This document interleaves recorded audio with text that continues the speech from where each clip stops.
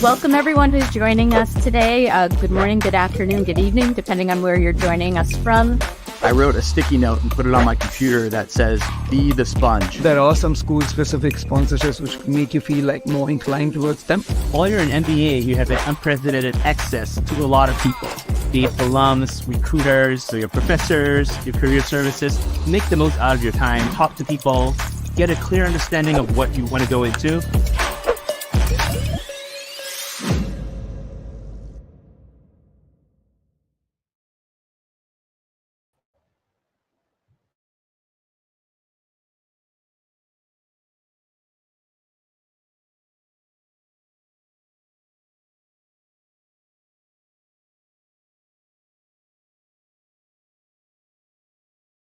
I think my mic was muted.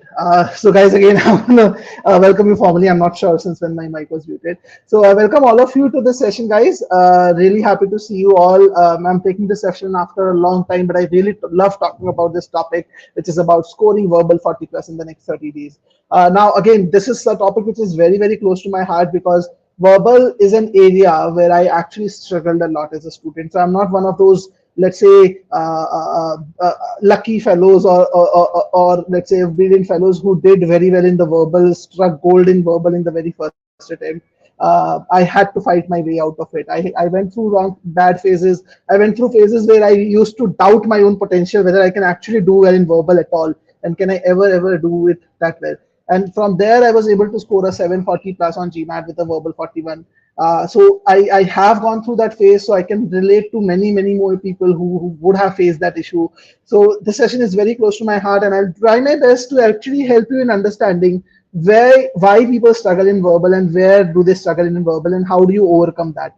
So I would love to hear from you guys. I don't see anyone talking here. It's just we who are posting. Welcome to all of you. So do let me know about your scores. What is your current situation in GMAT? What are you scoring? What is your score that you are having in verbal? Which are your problem areas? I would just love to hear from you. And by the way, GMAT Web is doing an amazing thing. It's organizing the MBA Spotlight event, which is running from 13th of June to 14th of June, where a lot of top B schools, including Harvard, Wharton, Stanford, you name a B school, in top 25 rankings across the world, you will find admission officers, students, alumni talking about their experiences, the three schools and all. So do attend this MBA Spotlight event. There's a link for registering for the event, and there are very limited seats on it. So do register for it if you have not done that already. And yeah, do let me know what's your current score. I still don't see anyone talking. I don't like a silent audience. So please let me know. And I want this to be very conversational. In fact, you will find the tonality of the session to be very conversational. We are going to talk a lot about you guys as well. Like I have about 40 plus slides to talk about also, so it's a lot, but I'll still try to make it as conversational as possible because that's the benefit of it, right? I talk to you, you tell me your problems, I help you sort out those problems. Okay, so I have Amol, Akhilesh, and MK chiming in, Nikhil and Pawan as well. Thank you guys. So Amol says I'm at a verbal 17, Akhilesh and Pawan are at a verbal 30. Nikhil doesn't tell us the overall, like the verbal score, but he says I'm at a verbal 580, like 2 to 580, so I'm expecting around 20-25. Yeah, so I was expecting around that. We have MK who says I'm at a verbal 34. Okay, Akhilesh is facing issues with sentence correction. I can't tell you, Akhilesh. That was an area which has troubled me for a long time. In fact, I can go to an extent of saying if you fix your sentence correction, and you're a logical person, you can actually pretty much fix the entire verbal section. Like if you're a logical person, CR and RC will come naturally if you fix SC, not otherwise. Okay, I'll elaborate on that. Don't worry. Okay, as Satyam saying, I have taken a few marks. In one mock, I got a 29. In another mock, I got a 34. So that fluctuation is another problem that many people face. Sweta is at a 29. Tamara is at a 30. Great guys, I'm really happy to hear from you. Not that I'm happy with your scores obviously, but don't worry, don't hesitate, you can actually improve your score. Now when I was titling this session, we were talking about scoring verbal 40 in the next 30 days. I knew that many people will have this particular question in their mind, that is it even possible? Is it even possible to score verbal 40 plus in 30 days? Like many of you might have been at this for months. Some of you might have been at this for years as well. I would love to hear from you. Since how long have you been preparing? We have a lot of people, Nikhil, Shweta, Pavan, MK, Akhilesh, Amol. Please let me know since how long have you been preparing for the GMAT. So it's possible that you guys might have this question in your mind that you are saying that you will help us get a verbal 40 plus in the next 30 days. Is it even doable? I'm putting my 100% effort on this since a long, long time. I'm still not close to it. I'm still stuck at a verbal 20. I'm still stuck at a verbal 25 or a 30. How can I get to a 40 plus in 30 days? I know that's a question which you might not be asking me this, but that's a question which is there in your subconscious. MK, Akhilesh, Amol, all of you are saying like 4 months, 2 months, 6 months. A lot of time has already passed. Then what is needed? How can it be done in that 1 month period? It is definitely doable, MK, for someone who is working full time. In fact, I'll tell you about two people, and this is just to help you understand that it is possible. It's not just something which cannot be done. I'm not talking about random things here. We have testimonials, we have use cases where people have done this. And I'll pick up two use cases. One of people who are retakers, because I know a lot of you are retakers. Again, when I say retaker, I don't mean necessarily the person who has taken the GMAT. When I say retaker, I'm talking about people who has prepared for some time, who has prepared for 3 months, 4 months, 5 months, that kind of person, basically. So I talk about Rishabh. This guy studied for GMAT extensively using two courses, GMAT and Magoosh. He had put in about 4 or 5 months of effort on his preparation before he took his first attempt on the GMAT. And he was from an investment banking domain. So you can understand the kind of pressure that he had. He used to have 14, 15 hours work days on a regular basis. Even then, he made sure that he puts 4 or 5 months of effort. He used two courses, got stuck at a verbal 34 at a 670 on his first attempt on GMAT. This is after 4 or 5 months of effort using two courses. Then he continues his preparation. Gives another 2 months. After the first attempt, he gives another 2 months of intensive practice and mocks and everything that he knew was going wrong with him. He worked on his weak areas, did everything, takes another mock test after 2 months, still scores a 670 with the same verbal score of 34. There was no improvement whatsoever. And please notice this, guys. Those of you who have mentioned that I have been preparing for 4, 5 months, 2 months. Focus on my next line, okay? The same guy who was stuck at that score, 2 months, same score, verbal 34, was able to turn around his story in just 20 days. Scored a 740 with a verbal 41, just 20 days. Now, you might think, is 1 month sufficient? Is 2 months sufficient? I'm not saying 1 month is sufficient or 2 months is sufficient. It's possible that you might take 6 months to get there. But what you need to understand is that the real magic happens in that limited period of time only. What happens is people take time to identify that what they need to do. That's the problem. The actual work happens in those 20, 30 days only. Like you need to put in about 60 to 100 hours of effort if you are a retaker, approximately. Like it could take 120 hours also, depending on how weak you are. But if you're a retaker or someone who is already prepared, it's about that much time that you need. What happens is that we go on the wrong direction. We start focusing on the wrong things. And if you could do that, it might take you eternity also. You might not even be able to teach. But the real time that matters is the last moment where you actually identify the main things that you have to work on. And this guy, by the way, has gotten selected into Kellogg and INSEAD. He's currently an INSEAD student. I think he would have completed his MBA by now. But yeah, you can search for him. His name is Rishabh Iyer. He's an INSEAD alumni, and you can definitely reach out to him, understand from him as well. In fact, we have done a detailed interview with Rishabh. And the other guy that I'm going to talk about for the other set of people who are beginners, I'm going to share the links of both these people in the chat. If you want to check out their interviews where they talk about their journey, do feel free to do so using this link which I've shared. But not right now. Right now, you need to stay with me and understand at a broad level what are the things that need to be done. But if you want to specifically understand what these people did, you can always check out their videos. Another guy, Nishant, he was a beginner with GMAT preparation. And again, I'm taking up just one use case. Rishabh is just one person I talked about as a retaker. We have hundreds of such stories. Like you can find like multiple tens of those videos on just the GMATWhiz YouTube channel on the Success Stories playlist. You can find multiple those people. But I'm just taking one use case so for you to understand that it is possible. Nishant, another student. He was a beginner with GMAT. In fact, in the very first attempt, he scored a 720 in the first attempt, and he prepared for only 1 month. Just 30 days is what he prepared for. And he was able to score that 720 with an impressive verbal score of 41. So what you need to understand is that even if you're a beginner, you're doing everything from scratch, you can still get to a verbal 40 plus in 1 month. What is important is that you have a proper structure in place. This guy followed up structured study plan. What is important over here is that you need to focus on the word study plan, which is structured. And he used only a self-paced online course to get there, basically. And that too ensured that he uses the right methodologies of solving questions. Now, main problem that happens with people is that when they're studying, when they're beginning, their focus is mainly on the conceptual learning. They do not focus a lot on the process of solving questions, and which is what matters a lot in verbal. You need to make sure that when you're learning verbal, you're actually focusing on learning the right method. So what I'm trying to say here is, if you're a beginner, what you need is a proper study plan. What you need is right methods. And then the third thing you need to do is you need to make sure that you implement all these methods on all questions. You have to ensure that you stick to the methods on all questions. And you can definitely get there. There are use cases I've shown you. You can check out more use cases on our YouTube channel of GMATWhiz. I've just shared the link of both these videos, interviews of both these students. You can hear them out. They speak about their journey themselves. So it is definitely possible to get there. Okay. Now, what is the effort needed? Let me start with that. How much effort do you need to put in? Again, I've put in a ballpark number that how can you put it in, do it in the next 30 days. But I'm sure many of you might be asking, Piyush, you are saying 30 days, but definitely the number of hours would be different, right? I need to also understand how many hours I need to devote every single day of the week, right? That is something which I also need to understand. So, so a retaker, again, it depends on what kind of score you are. So it differs for a retaker versus a beginner or a first-time test taker.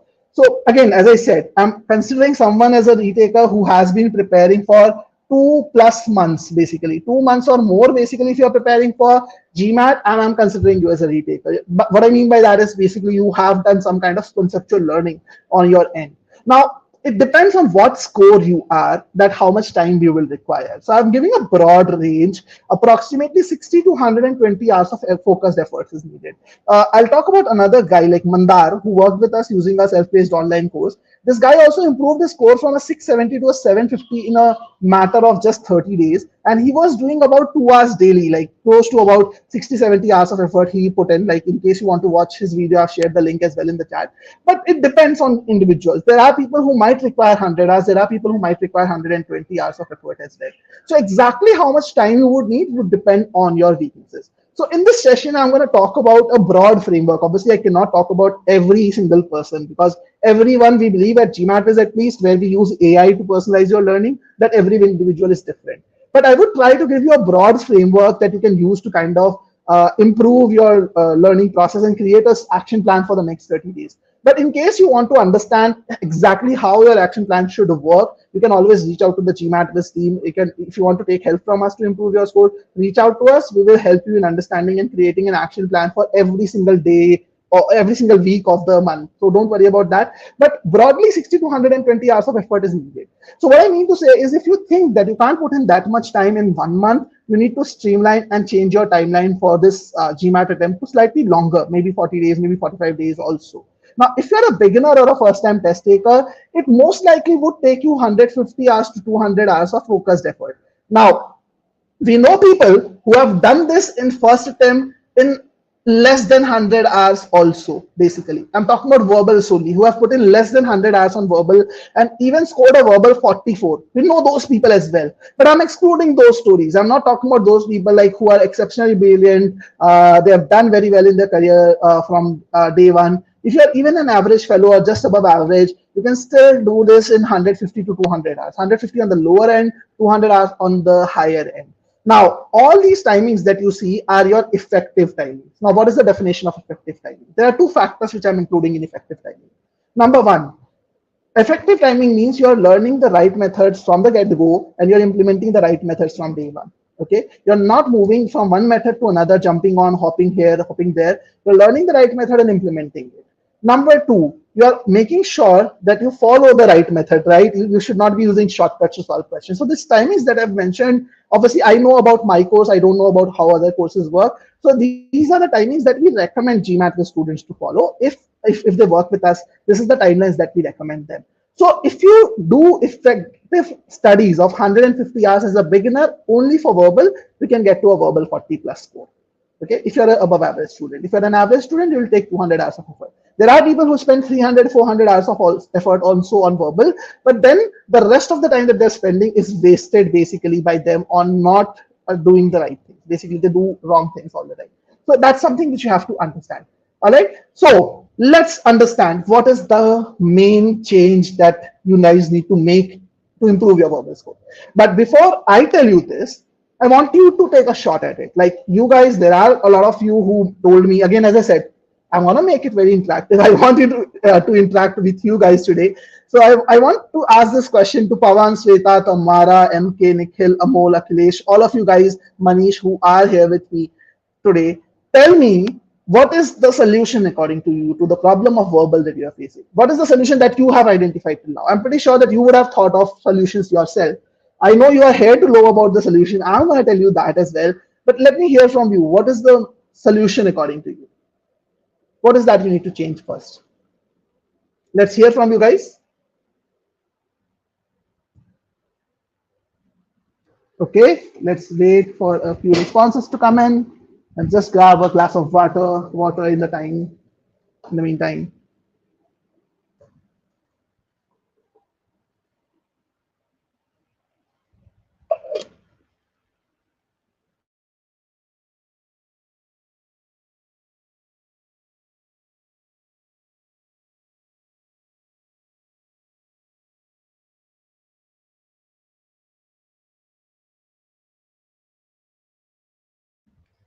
All right, guys, I still don't see any responses. No one knows how they're going to solve the verbal problem. Okay, thank you, MK, for chiming in. MK says practicing a lot. Nikhil says study plan. Okay, good. I gave you some clues from using about two people who have actually done this. So really great to hear. Study plan is needed, right? Practice a lot. MK says no one else is chiming in. Probably you're scared. How are you gonna tell the right answer? There's nothing wrong. You can always try. Like obviously, I'll get to know what your thought process is. I can always correct it if needed. I hope you're right. I need to stop going for sounding right options in most cases. So I see questions and try to understand the content they'll test it. Very valid point, Shweta. That's one of the very important lessons. In fact, I was taking a sentence correction session just yesterday, and I was telling the same thing to the students who are attending this. Like, it is never something that sounds right to your ear that is going to be the correct answer. You have to ensure that your logical understanding is also sound enough for the particular analysis or the elimination that you're doing. Okay, find weaknesses, active reading, wrong to right. That's very good, Pawan. That's a very good point. I'm going to talk about active reading a lot. Shubham says improving reading habit. That's great. Remembering grammatical structure names. Okay, while solving SC. Harish, I don't think that is needed. Structured names probably are not needed, I would say. In fact, in GMATWhiz entire course, we don't use the term participle infinitive, gerund in the entire coursework, but still our students know how to use all those things. So it's not important for you to remember those names. It is important for you to understand how those things work. That's more important because GMAT is not going to give you any marks for remembering those names. Okay, so really, really great points, guys. But what I think you need to change first, the first thing that you need to change is the mindset. Basically. Now, why am I saying so? I'm saying so because I was someone who struggled big time with verbal. I know how bad it feels when you have done with a test of verbal, you're done with a quiz, and at the end of the quiz, you're just praying to God that, okay, please give me a good score, at least in this quiz. You're not confident about the score that you're going to get. In one test, you get a 70% score. In another test, your score goes down to 20%. That kind of place I have been at, and if any one of you has been at that place or is at that place right now, please say a yes. I would at least get to know that there are people who are facing these issues even today. Like I did my GMAT last attempt I took around 5 years back. So I would want to know if you are also feeling that today. Like there are people who feel that today. Okay, so what I felt at that point of time was my mindset was not right. My mindset to tackle verbal was not in the right place. In fact, I remember how I used to think at that point of time. I used to feel that I'm not an avid reader. In fact, as a Piyush Beriwala, before GMAT, at that point of time, I read only one book. I completed only one book in my entire life. Like you can imagine someone who is close to 30 at that point of time having read just one book. I did not like reading at all. I used to like watching videos and all. You give me informational videos, I can look at them. I can watch short snippets. I can read short snippets. But when it comes to reading long articles, reading long passages, I was not an avid reader. I was not into reading books at all. I used to hate reading books. I'm not that kind of a person. basically. I just see one yes from Shubham, so at least there is someone who is like me. Others who are not facing this. Good that you're not facing this, but at least I was having this issue basically. I felt that I am not an average reader. I felt that there could be two correct answers in GMAT verbal. Like I always felt that verbal is subjective. There is always a possibility that there are two correct answers. It's just that someone feels this one is better, someone feels that one is better. There's always that subjectivity which is there in verbal. And if you guys feel any of these, if you are still in this mindset, you can still say a yes, because anyone who was at my situation would probably be having the same mindset that I'm talking about. The other thing which I felt was that I'm weak at grammar. Like I could not speak in English very confidently at that point in my career. Basically, I was not used to speaking in English regularly. Even if I used to, I was not grammatically correct always. I did not have very solid grammar or very solid vocabulary for that matter. So I was not a very good speaker at that point of time. And I always felt that I don't understand complex text or topic. In fact, when I actually, so pardon me for this typo over here. What I meant to write over here was text, okay? It's not tests, it's texts. So what I used to feel was that I cannot understand complex text. So in fact, this is something which I hear from a lot of people even today. On an average, on a daily basis, I speak to about 5 to 7 new students. And when I speak to students, many people tell me, you know what, Piyush, I do not understand complex text, especially when it comes to humanities. I don't understand the passage. I don't understand the information which is there. And I used to be in that same boat, basically. I used to be in that boat. I used to feel that, okay, this information is so complex. How can someone understand it? Now, today, I'm going to show you that there is nothing in the world that you can't understand. Basically, there's nothing in the world that you can't understand. Everything is possible to understand. You can actually understand every single thing, no matter how complex the information is. I'm going to show you that. But at that point of time, I did not feel that. I feel that, okay, complex text I cannot understand. There is not enough time for me to solve verbal questions. I need more time to solve verbal questions. And these are all mindset issues, guys. Please understand. And this is coming from a person who was able to get a Quant 50 very, very easily. I did not have to put in even a month's effort on Quant. I was able to get to a Quant 50 very comfortably. But when it came to verbal, after even 6 months of hard work and effort, my first ever verbal mock test I scored a verbal 13. Imagine that, guys. I was very logical. I was able to get a Quant 50 very easily. My verbal score was only a verbal 13. So I always used to feel that, okay, these are the problems that I'm facing. But what I never realized was that verbal in reality is supposed to be easier than Quant. Any idea why? Can anyone tell me why is verbal supposed to be easier than Quant? Let's see if you guys can think of a reason for that. Again, guys, I'm gonna make it interactive. I said I want you guys to answer my questions. Let's keep it interactive. That way we actually exchange thoughts better. We learn from each other as well, right? So, can anyone guess why verbal is supposed to be easier than Quant? I know it might sound like I'm trying to I'm just trying to be very, very smart over here. It's not that usual. Saurav has a very valid point. Saurav says it's an open book exam. Exactly, it's plain English. Because you use it daily, Riya says, okay, because if it's a part of your daily routine. In a way, yes, Satyam, I agree on that. English is not my first language. Just started preparing. How long will it take to score higher? And again, depends on how good you are in terms of learning new languages as well. Again, for me also, English is not my native tongue. I definitely learned English in my childhood, in my school days, but after that 6 months of effort, I still got a verbal 13. So that's not a great score, anything to be proud of, to be honest. 6 months of hard work and effort. There's a clear structure. Learning curve is easier. MK says valid points, really valid points, but I would give full marks to Saurav for this. I agree with Saurav. It's an open book exam. You can treat it like an open book exam. The good thing about verbal is the answer is right there. You have everything written over there in front of you. You just have to find the answer and choose it. That's it. You have to just find the answer, pick the answer. That's all. You need to know certain rules in grammar, I understand, but you need to know more rules in Quant, in fact, than grammar, basically. So verbal is supposed to be easy because the answer is right there.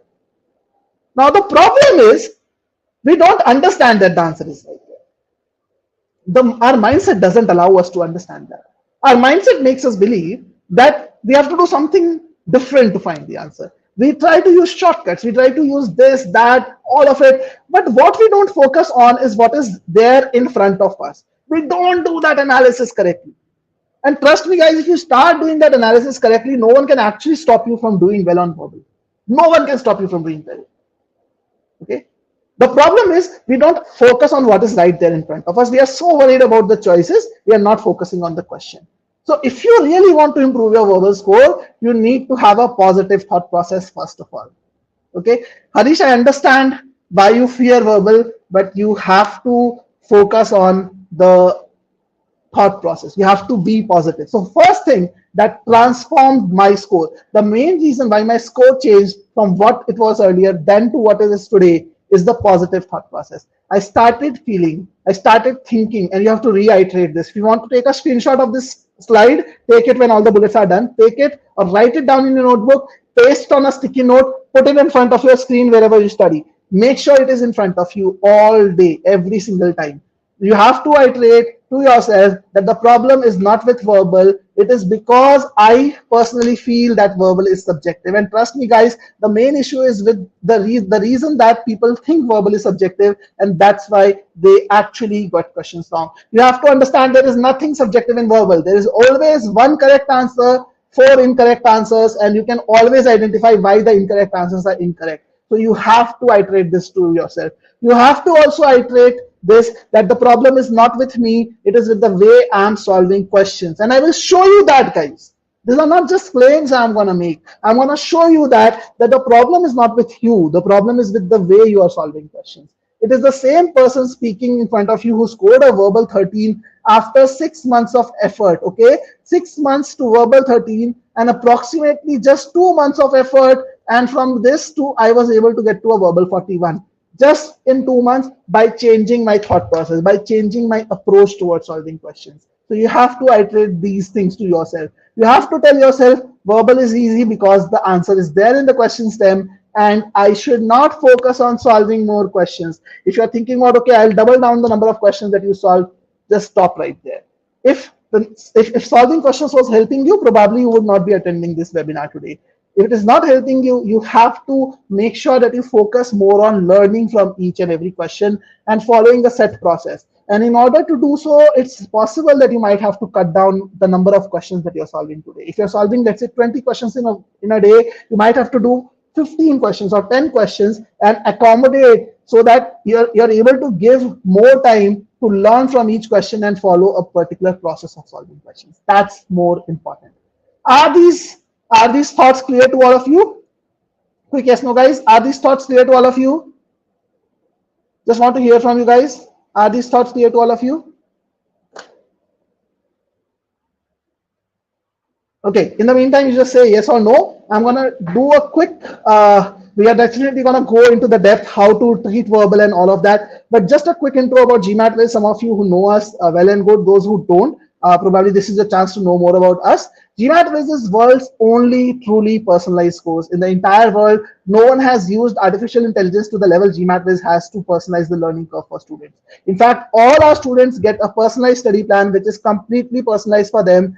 It is something which is unique to you. You get to know exactly what you need to do, what kind of effort you need to put in. And the course content is also very unique to what your strengths and weaknesses are. So if you are good in something, the course cuts down on the content that you need to go through for it. If you are weak in something, it adds more improvement modules in real time. And every student of GMATWhiz gets dedicated mentors. You can actually work with a mentor every 10 to 15 days. You can have a one-on-one discussion over a Zoom call or a phone call with your mentor to understand how are you progressing and what kind of improvement you need to make in order to take your score to the next level.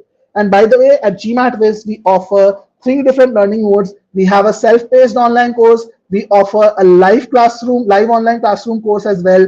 So where you can actually learn from live tutors in the online format. And we have a one-on-one private tutoring option as well. So if you want to know more about GMATWhiz, I'll be sending across the link for our website. You can check out. It's www.gmatwiz.com. You can go to the GMAT plans page and actually check out about any of these services. Okay, so let's get going. Where how generally students start their preparation. Again, I wanted to cover these slides, but I think we have talked about it a lot. So let me get to the point. So generally, people, when they focus on their study sequence, it's about learning concepts, then practicing questions and taking mock tests. So generally, it's a very question-heavy approach that people take. So let's take an example. I remember when I started verbal, what I did was I thought verbal is nothing but the English language. Okay, when I looked at quant, I was like thinking, okay, quant is maths, verbal is English, and sentence correction is nothing but grammar.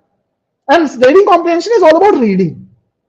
Okay, so these are the things which I used to always think that, okay, this is how verbal is supposed to be basically overall. And I used to compare verbal with English and sentence correction with grammar. So obviously my natural instinct was that, okay, how should I start SC? I should start referring to grammar rules. Basically, I should try and understand what are the various grammar rules that exist and how do they work on GMAT.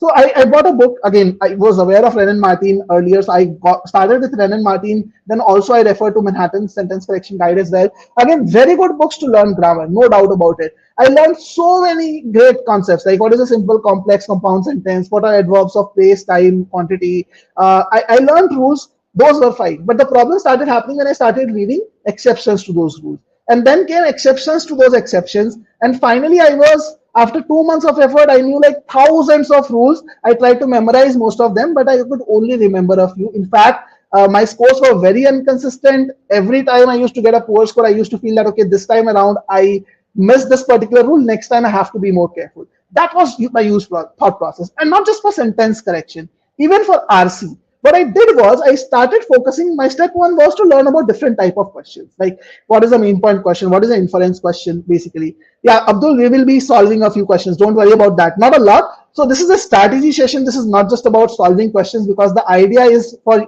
me to not just allow you to solve 1 or 2 questions, but for you to understand what is the problem. So we will definitely be solving questions today. Don't worry about that. But first thing is to understand where we are going wrong, basically, so that you can actually implement it when you are solving questions. Okay, I hope that is fine. So step one is I started with questions.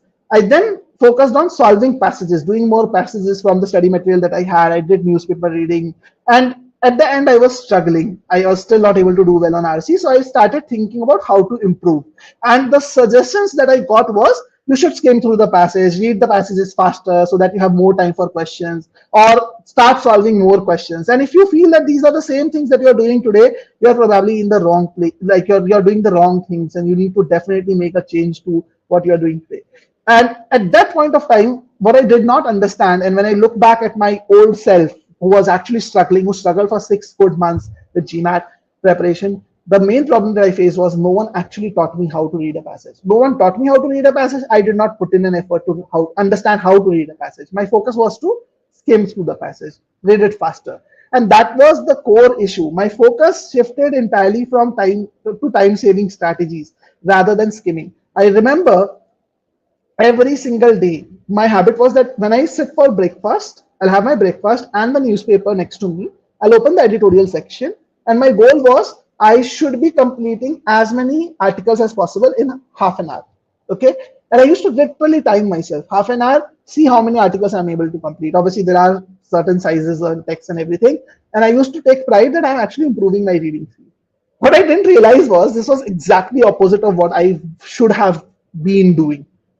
I was so naive at that point of time. I did not understand that my reading speed was not a problem. My comprehending speed was a problem.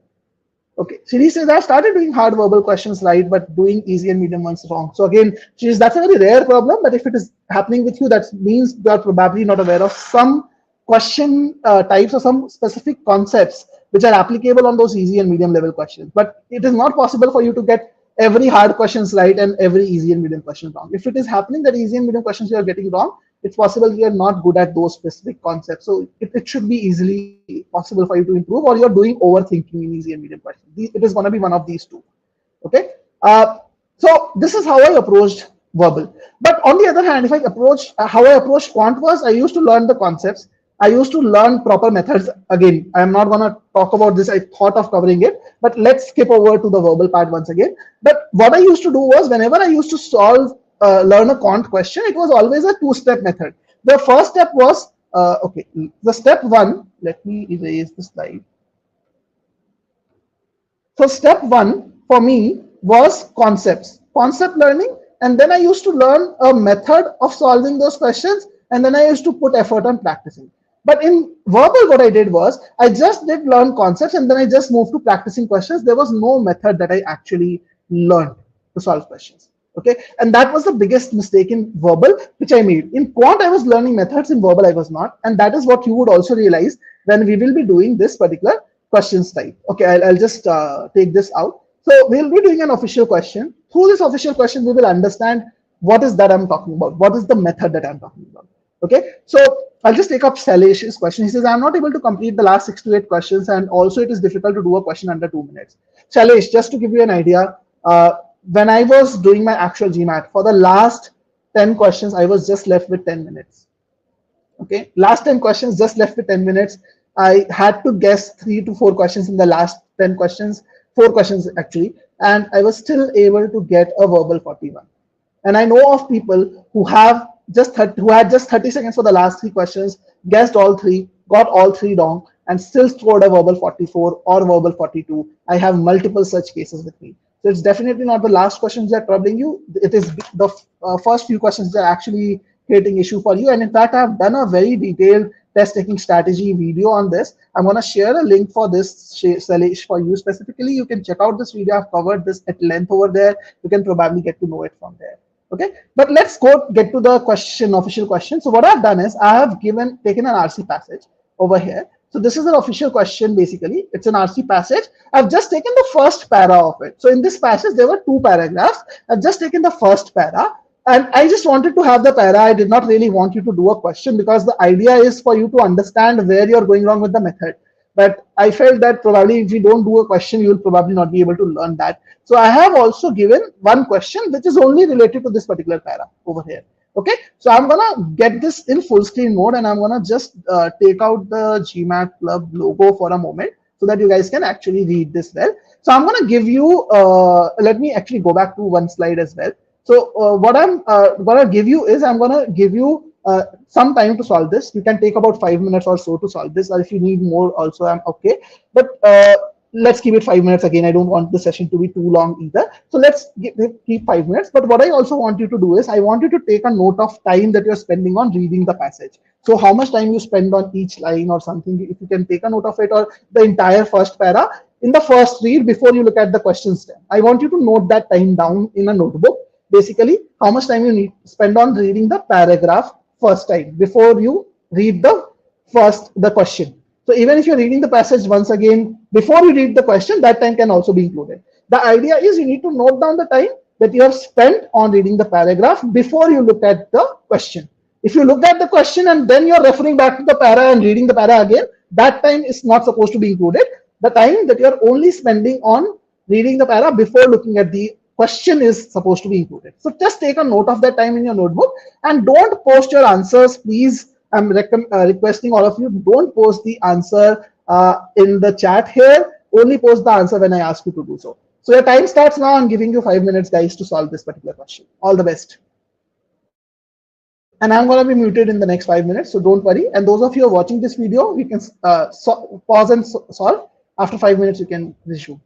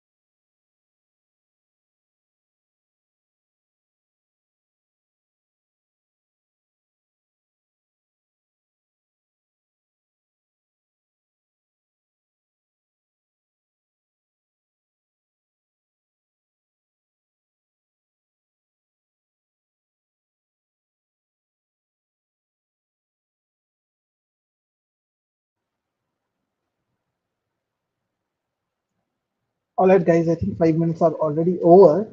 So you can start posting your answers if you want to. I'll still give people another 10-15 seconds to post the answers, and then we can get started with solving the question.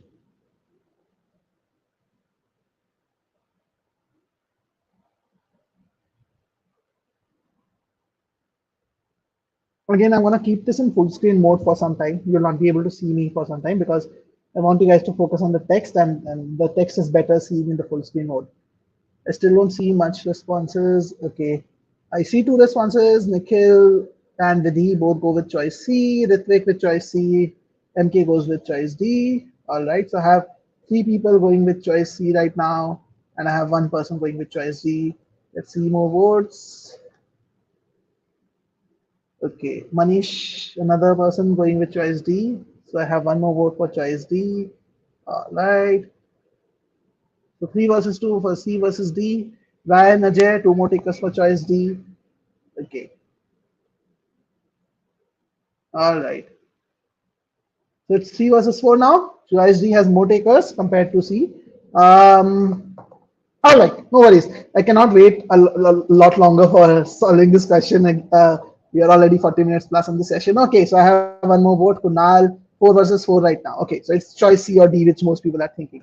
But yeah, let's get started. And again, as I said, my objective for this question of taking this question is not just to solve this particular question. It's for you to understand where you're going wrong with your approach towards solving questions. Okay, and that's something which is more important. I have 1 taker for from Harish for choice C. So let's focus on how to solve. Okay, so what I'm gonna do is I'm gonna tell you how to read this particular question. Again, just before I do that, I would like to also capture your thoughts. I'm gonna start with this, but I want to capture your thoughts as well. How did you feel? How did you feel when you read this passage? When you read this passage, what was your feeling when you were reading this passage? And also mention how much time. I asked you guys to note down the time also in your notebook. How much time you spent on the reading the passage before you looked at the question stem. So if you can tell me that as well, that will really help because I want to see how much time you are spending. That way I can actually help you in understanding if you're doing it the right way, and I can also do a comparison with what time I spent when I was reading this para for the very first time I solved this question. Okay, so I have Randy saying choice D as well, so I have 5 versus 5 right now. But I would want to see. Okay, so Vidhi says 1 minute 30 seconds. Okay, so I have the first taker Vidhi saying 1 minute 30 seconds is what she spent on the first read. A few words I did not know, and it was threatening. It took me 2 minutes to read the questions. I'm assuming you mean 2 minutes to read the passage is what you did. Lost took time about 1 minute 5, 1.5 minutes. Okay, so 1.5 minutes for Vidhi, 1.5 minutes for Nikhil. MK had taken 2 minutes. I have another person, Tamara, going for choice A. Okay. What about others? Others are not mentioning the time. I would like to hear from you guys. Tell me how much time you took to read this para. 2 minutes and lost connection in between. Okay. That's okay, Salish. I'll take 2 minutes, right? I have 2 people going for 2 minutes. I have 2 people saying 1.5 minutes. What about others? I think there are at least 11 of you who have solved the question. I see 11 tally marks in front of me. So what about others? I just have 4 responses. How much time did you guys take to read the para? Let's see.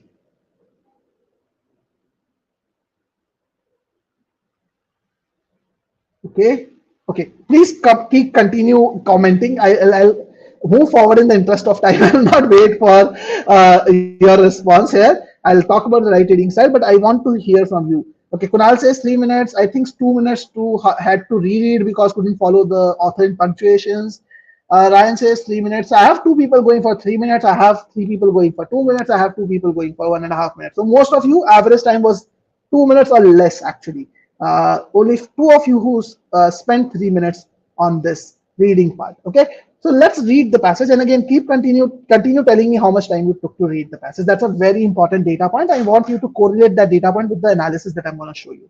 Okay, so what I'm doing is I'm going to show you how you should be reading this information. And as I said, GMAT verbal is easiest because in GMAT verbal, every single piece of information is right in front of you. You don't have to find the answer. The answer is right in front of you. You just have to focus on it. Okay. Harish also spent 2 minutes, by the way. Ajay says I spent 3 minutes for the para. I write 8 to 10 summary sentences, 1 minute to solve. Okay. Thank you so much, Ajay, for your comment. So let's focus on the right reading style. Tamara, 1 minute 45 seconds. Again, average time is still less than 2 minutes. Let's start. So I'll show you how I read it for the first time. Okay, exactly how I read it for the first time, what kind of analysis I did. And obviously, since I'm showing you what kind of analysis I did, I'll be taking a little longer to show you that analysis compared to what I did, how much time I took when I was solving it for the first time. But towards the end, I will also show you, I'll tell you exactly how much time I used to take to read the passage for the very first time. Okay, so let's read it. It is an odd but indisputable fact. Okay, so when I read it, and I want you guys to focus on this entire approach that I'm following over here. Okay, every single part of it you have to follow. It is an odd and indisputable fact. So when I say it is an odd and indisputable fact, I know this is the author's opinion. This is the author's point of view. Let's call it AO. Right? That's going on in my mind. So there is something which is odd. Okay, there is something which is strange, but at the same time it is indisputable. Indisputable means no one can question it, and we are talking about a fact. Okay, so what I'm gonna read next is basically a fact, something which is odd, but it is indisputable, and that is something which the author agrees with, because this is in the first tone, first person, like the author is telling us this, right? So it is gonna tell us about the fact. Let's read the fact. Okay, so I'm always doing this analysis in my mind when I'm reading. That, okay, so now we are going to see the fact. Okay, that, what is the fact? The 17th century English women, okay, English women of a particular century, who are, so this who are is referring back to the women. It is telling us about this women.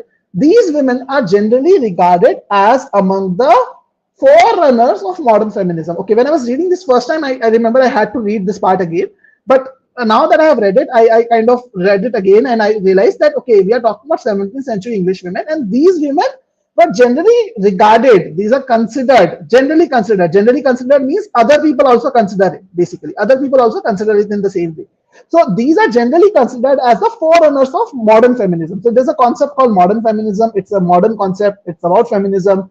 And these 17th century English women were the actually forerunners of it. Okay.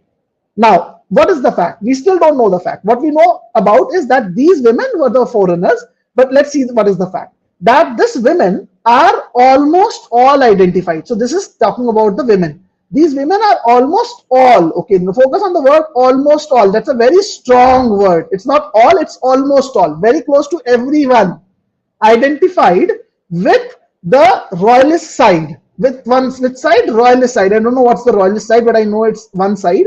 In the conflict, okay, there's a conflict between royalists and parliamentarians. Okay, so there is a conflict between R and P, and these women were all on the peace R side, which is the royalist side, basically. In this conflict is known as the English Civil Wars. Okay, a lot of information for me to digest. But how I looked at it was that, okay, the authors understand there is something odd about this fact. What is probably odd? That all the modern forerunners of the modern feminism, all these women were on one side. But this is an indisputable fact. This fact is about these women, and it's about the conflict between two parties, and all of them were on the one side.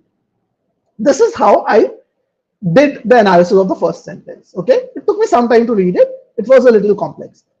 But what I know was that there's a fact which is there. He's presenting a fact, so probably he's going to tell more about this. Why is it odd? Or he's going to present more information about this fact, or something like that. Or royalists, parliamentarians, anything about this fact is going to come next. Why this fact is basically weird or odd. And I want you guys to focus on these small things which I'm telling you. I always think in this fashion. When I complete a sentence, I try to think about what is going to come next. Even within a sentence, I try to kind of relate what has happened earlier and what is going to come next. Okay, so Ryan, when you like focus on writing summaries, it is not just about writing summaries, it is about mind maps. So initially you might have to write it on paper. I used to write it on paper initially because I couldn't retain all that information earlier, but now I don't write anything. In one paragraph I write only 4 or 5 words, that's all, not more than that. But everything else is in my mind map, and I'll show how my mind map looks also in a few moments. But right now I know there's a fact. It's an odd fact. The author is probably going to tell us more about this fact or something. Let's read further.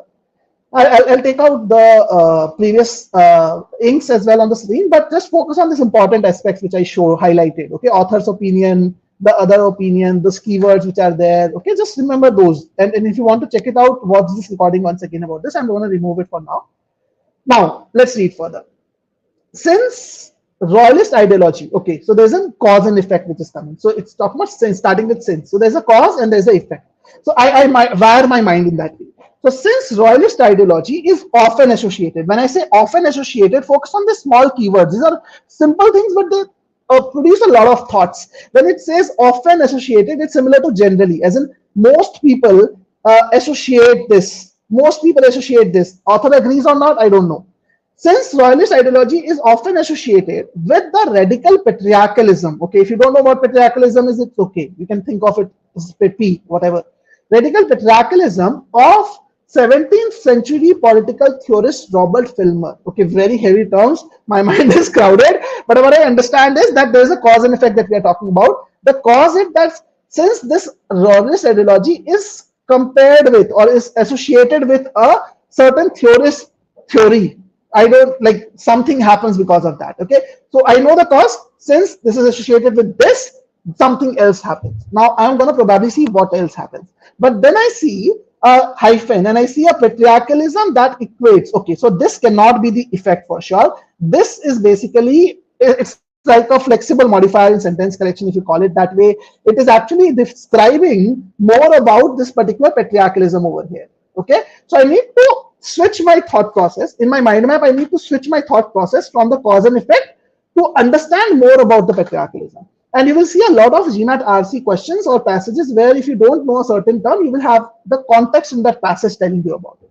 Okay, so let's read this. A patriarchalism that equates family and kingdom. Okay, so that equates family and kingdom and asserts the divinely ordained absolute power of the king. And by analogy, okay, when I read it for the first time, I did not understand this part. I had to reread this. I remember I reread this entire portion three times, and then I was able to understand it. But one thing which I was very good at was I did not move forward. Now I'm asking another question. I know I'm explaining this passage still, but I'm asking another question. When you guys were reading this particular passage, were you reading forward even if you did not understand anything? Yes or no? If you continued reading forward, even if you did not understand something completely, say a yes. If you stopped and reread the line right away until and unless you had 100% understanding of it, say a no. I would want to see that yeses and nos in the chat. It is very, very important for this particular thing. So I stopped, I read it again. Patriarchalism that equates family and kingdom. Okay, it's about family and kingdom equates and asserts. Asserts mean very strong. Asserts is a very strong word. The divinely ordained power, absolute power of the king. Okay, so it asserts the power of the king, and by analogy of the male head. Okay, power of the king, power of the male head of the household. Okay, now I understand. Okay, so king is basically ruling. King is supposed to rule the kingdom. So when it is equating family and kingdom, by nature, it says that the family is supposed to be ruled by the male head. So it's like keeping the male head of the family similar to a king in the kingdom. Okay, so I see a few people saying yes, Ritvik, Salesh, Pavan, and Karan saying that like you should continue reading forward, and Salesh is that's what was instructed by many GMAT trainers. Yeah, it is. I was also instructed the same, and I struggled for 6 good months. Let me tell you that, Salesh. So we have to understand the passage very, very well, because the question is all dependent on the information which is right in front of us. And if you remember, I asked you why GMAT verbal is easy. GMAT verbal is easy because the information is right in front of us.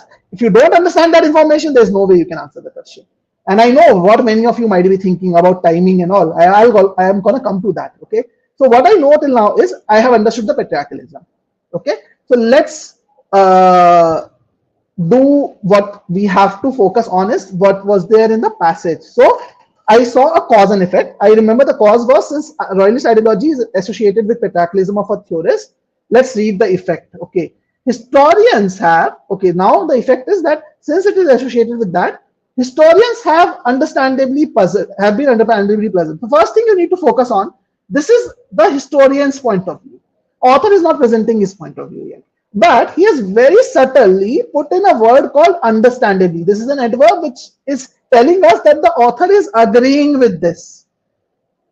Okay. Yes, Al-Save, what did you do in the past but not anymore right now? So I did not, what I used to do in the past was I used to skim through the information. If I did not understand something, I used to move forward. What I'm showing you right now is what I do today. But earlier when I was solving this passage, I used to skim through the information. Even if I don't understand something, I just move forward. And what I only knew was it was talking about patriarchalism, royalist, parliamentarian, just high level thoughts. Okay, so what I understand from this is that historians have been understandably puzzled. So author is telling us that he agrees with the fact that the historians are puzzled by what? By the fact that royalist women wrote the earliest extended criticisms of the absolute subordination of women in marriage. Okay, so he says that it is puzzling that the royalist women were actually the biggest criticizers of subordination of women in marriage. Like it's again connecting to that household thing, if you see. And the earliest systematic aspersion of women rational and moral equality with men. So what he's trying to say in the sentences is talking about the cause and effect. What he says is that royalist ideology is supposed to be based on patriarchalism. Now, if it is supposed to be based on patriarchalism, it is weird. This is the cause. It is weird to see that these women, the royalist women, were one of the biggest people who were the biggest criticizers of the same patriarchalism. Okay, that is the thing that he is trying to communicate over here. That is the thought that he's trying to communicate over here. It is very strange, right? They're supposed to fall, like royalist ideology is supposed to be on this patriarchalism only, but it is weird to see that the women are actually against it. Okay, so what I understand from the second line is, first line was about creating a fact. This was about talking about a fact. Second line is telling us why this fact is strange. Okay, let's read further. So probably he's going to build upon it, like why this fact is strange, he's going to build upon it. Let's read further. Some historians have questioned. Okay, so he is again using some historians. He's not saying he has questioned. Some historians have questioned the facile equation. Again, I did not know the meaning of the word facile, so I just ignored it. Some historians have questioned the facile equation of royalist ideology with Filmerian patriarchalism. Okay, so he's saying that some people have questioned this entire thought process. That is royalist ideology actually dependent on Filmerian patriarchalism? Okay, I'll take out the camera. Thank you so much for telling me this quick. So Filmerian patriarchalism is actually based on royalist ideology or not? People have questioned that. And indeed, okay, when you see indeed, it's again another strong word, and you need to focus on the strong words, right? I showed you multiple words like this. You need generally regarded as, it is an odd disputed fact. You looked at often associated. We looked at understandably puzzled. So these are clues which tells us what is the author's point of view, what is someone else's point of view. So when you say indeed, it means the author is probably putting stress on it. He kind of agrees. Indeed, there may have been no consistent differences between royalists and parliamentarians on issues of family organization and women political rights. Okay, so he's saying that he also feels that there is he also feels that there might not be many consistent differences. And this is a 700 plus level passage, Ryan. You're right. It's a tough passage, and most of us get stuck in tough questions. That's why I've taken this up.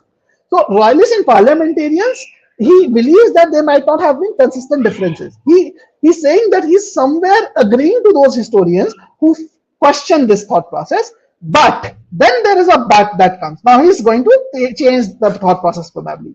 But in that case, one would expect early feminists to be equally divided between the two sides. So he's saying that, you know what, if there was no association of the royalist ideology and Filmerian patriarchalism, probably they would have been equally divided. But since they are not equally divided, there's a high likelihood that there is a proper reason. There is a proper rationale behind that. We don't know what is the rationale yet. But when I read this entire para, my thought process, my mind map was simple. I'll show you that mind map over here. My mind map was, okay, first he starts by introducing a disputable strange fact. Indisputable strange fact, not disputable. Indisputable strange fact. Then he presents why this fact is strange. He's not telling us the reason. He's just telling us why this fact is strange. And this is something which he agrees with. He agrees with that this fact is strange. The word understandably tells us very clearly that he also agrees that this fact is strange. Let's read further. Then he says there should be a reason for this anomaly. There should be a reason for this anomaly, that why this thing happened. There is a reason. He doesn't know what is the reason, but at least I thought in this fashion. So whenever I'm reading things, my mind map is like this. I don't keep any further information in my mind map. I just focus on these aspects, which are the author's point of view. Now, what is the benefit of this? Can anyone tell me what is the benefit of this? What do you think is the benefit of keeping this mind map in your head? The reason I do this is very simple. When you keep such a mind map in your head, what happens is that you actually take less time to comprehend what comes next, because you are also able to preempt. And if you could see, I was also preempting a lot of things. So what I know by now is that if you look at the entire structure, probably the author is gonna tell me about the reason. Question could be any of these locations. Yes, that is also one more thing which can help you, but I don't use it for just referencing back to that particular part. I refer to that particular part only in very rare cases, not in a very regular case, on a regular basis. But the idea is that it helps you in preempting information. It helps you in connecting what comes next better. So what I know, if I look at this mind map, is that the author is probably going to tell me more about that reason. He's going to explain that reason. And let me add just a part of the first line of the second para. Okay, over here, let me just take out my picture again, video again. So if you see the second line of the first para, again, I'm not reading it out loud a lot, but if you look at it closely, I'm not going to explain it a lot, but it says Catherine Gallagher, someone, argues that royalists engendered feminism because the ideology of absolute monarchy provided a transition to an ideology of absolute self. So he's saying that this particular person believes, argues that this royalism actually led to feminism because instead of absolute monarchy, it powered a transition to an ideology of absolute self. So probably he's going to tell us that the women started thinking more about themselves instead of absolute monarchy. That transition happened, and this is how it started. She cites the example of notoriously eccentric author, some author, but she was notoriously eccentric. Eccentric again is a word which means that you are at the center of everything. So I do see now, if I connect my mind map, I do see now he's actually presenting the reason with the example. Now the author is going to give us what is the reason. The reason is that this entire royalism, which was so focused on absolute monarchy, actually made the people think that they should focus, the women think that they should focus on themselves. They created a world in which they were centered around themselves. And they are giving an example of the same. So what this means is that the next passage, next paragraph is going to be focused on that particular example. So do you guys see how it helps you if you preempt? And the help part of the preempting was that I took about 3.5 minutes to read this first para when I read it first. When I read this para first time, you heard it right, I took 3.5 minutes just to read the first para. And how much time you guys took to read the first para? When I asked this question to you, the time that you mentioned, guys, was 1.5 minutes, 2 minutes, 1 minute 45 seconds. Very rarely some of you said 3 minutes. Even that was less than the time that I spent on this first para alone. And I spent 3.5 minutes on this after I scored a 740 on GMAT. I have scored a verbal 41. Even after being at that level of expertise, I'm spending 3.5 minutes. How can you expect yourself to understand the entire first para by spending 1.5 minutes? It's impossible, guys. And that's where the problem lies. You have to understand that. That's where the problem lies. We are always in a hurry to read information. And what happens because of this hurried reading? Because of this hurried reading, you don't understand what is in front of you. And if you don't understand what is in front of you, you lose the very advantage of the open book, right? Saurabh was telling us it's an open book exam, right? You have everything in front of you. But if you don't understand what is in front of you, what is the benefit of that open book exam? You lose all the advantage. And the irony here is that you're not saving time. Let me show you. Actually, you're not saving time. I spent 3.5 minutes on the first para. Good thing is, because of that 3.5 minutes, I understood the context of the second para, and I only spent 1.5 minutes on the second para. Now, some of you might be thinking, Piyush, how can I be confident? I'm spending 3.5 minutes on the first para. What if I end up spending 3.5 minutes on the next para as well? We don't have 7 minutes to spend on the passage. Just reading the passage. Correct? How can you be confident the second para is going to be easier? I am confident about that because GMAT is giving this question in the test. They are giving me less than 2 minutes to answer a question. If they are giving me this question in the test and I am supposed to answer it in less than 2 minutes, it can be answered in less than 2 minutes. That is what you have to accept first. They cannot give you complex information throughout the entire passage. It takes 10 minutes to just understand. They can't do that. It's not possible. Accept that first. I have that faith in GMAT, in the question setters, because it's supposed to match everyone at the same level, right? So I spent 3.5 minutes without worrying about the timing. I only had to spend 1.5 minutes on the next para. The benefit of it was I knew exactly what's happening in the passage. I only needed to spend 4 minutes on the next four questions. One question, 1 minute. That's all. Approximately 1 minute per question is what I needed, and I got all four questions correct. If you look at my overall time, it was 9 minutes. And if you get four 700 level questions correct in 9 minutes, that's gold. Trust me, that's gold. Nothing else can be better than this. And if you are in this session and if you're targeting a verbal 40 plus, trust me, you cannot do this. You cannot get a verbal 40 plus unless you get 700 level questions right. Not just right, but consistently right.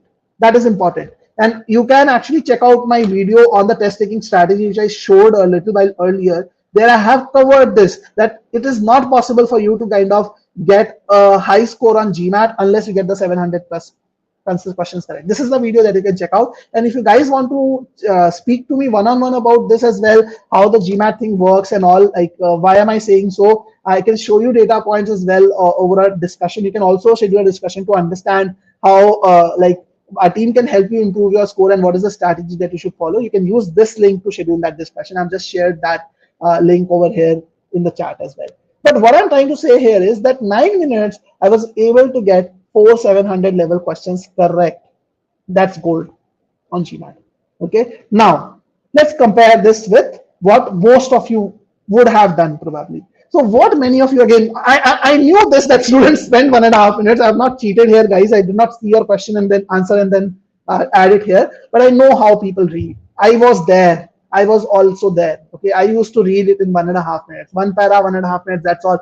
The entire passage I used to read in 3 minutes. So people read it in 1.5 minutes, don't understand what is there. Then they continue reading, read the next passage or paragraph also in 1.5 minutes. 3 minutes gone on reading, then they start solving questions and don't realize that in every question they end up spending more than a minute and a half. In most cases, for 700 level questions, you end up spending close to 2 minutes per question, 1 minute, 45 seconds easily. That's a very common time that we see with many students. We work with thousands of students every single year. We send students all over the globe. We have seen so many data points.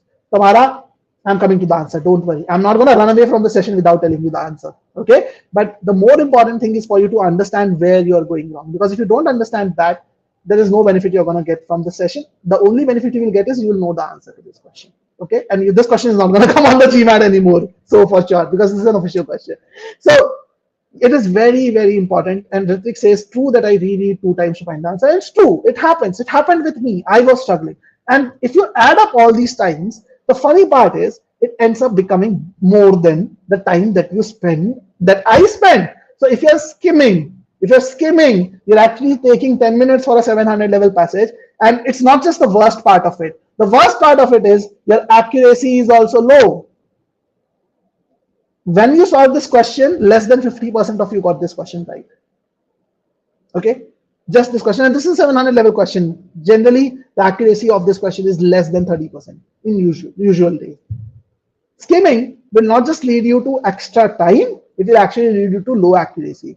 Involved reading, the way I read it, leads you not just to less time, but it also leads you to high accuracy. That is what you have to understand. That right style of reading will take you less time, will get you higher score, but what is needed in order to read it that way? Can you guys tell me? You focused on me. I spent a lot of time, about good 15-20 minutes, explaining you how I read just the first para. What is that you understood from that reading style? What does it take to read in that fashion? What does it take, guys? Again, I know the session is going a lot lengthier than I also expected it to be, but I want to ensure that this point has basically gotten across to you. What does it take to read in that fashion that I read? But in the meantime, you answer the question. I'll just grab a glass of water. Just want to re-energize myself. Let's hear from you guys. What does it take according to you? I just have one response from Ritvik. I want to see other responses as well, guys. I'm putting in a lot of energy on this. I want your equal participation just to ensure that all of you are getting this right. Okay? Let's hear from you. What does it take to read it the way I read it?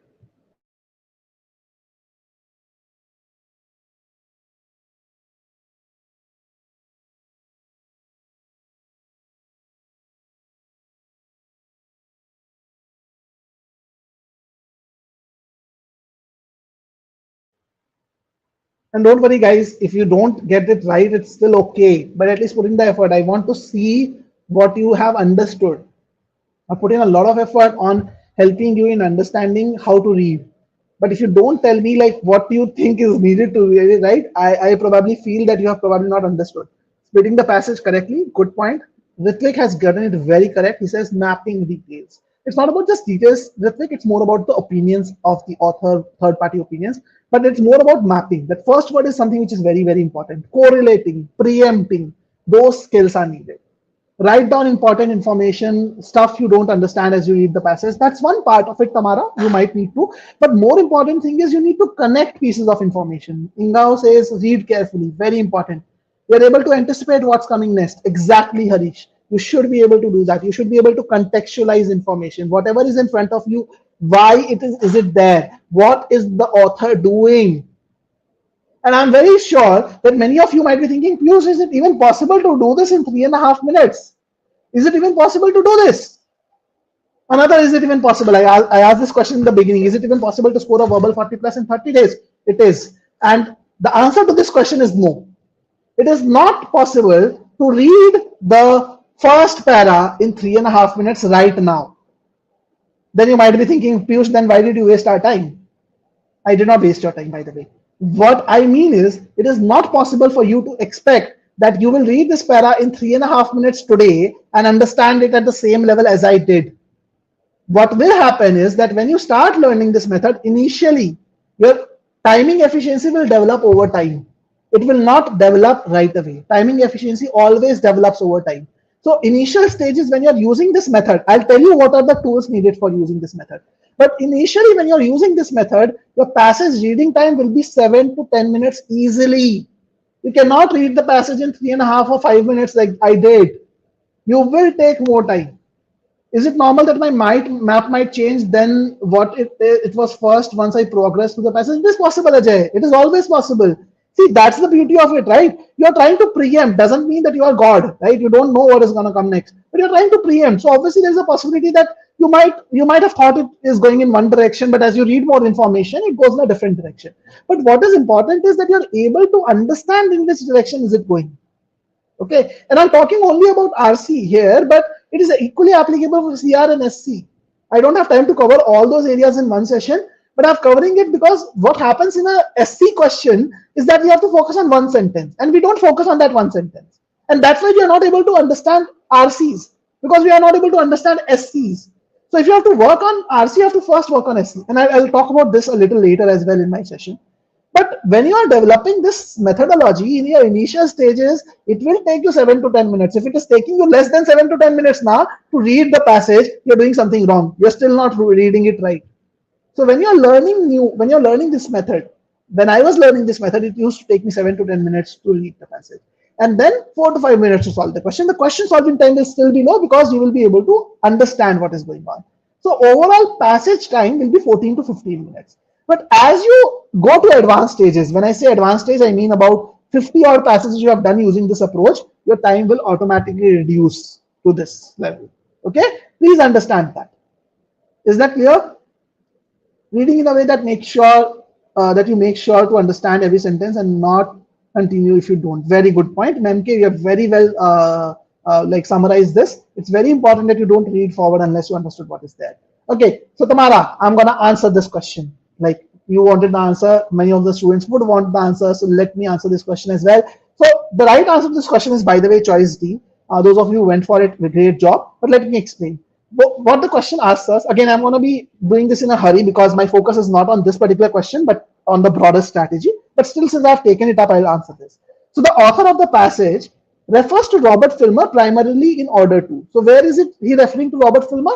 He's referring to the Robert Filmer in the second sentence. And what did I understand from the second sentence? If I refer to my mind map, the rationale, why he talked about the second sentence was, he was telling us that there is a reason why this fact is strange. He's saying that royalist ideology is supposed to be on patriarchalism, but the worrying part is that even then, royalist women are the most staunch opposers of it. They criticize it. So he's trying to tell us that there is a tension, there is a difference in thought between royalist ideology and the early feminists, like the women, royalist women who were the early feminists, which is what is communicated by choice D.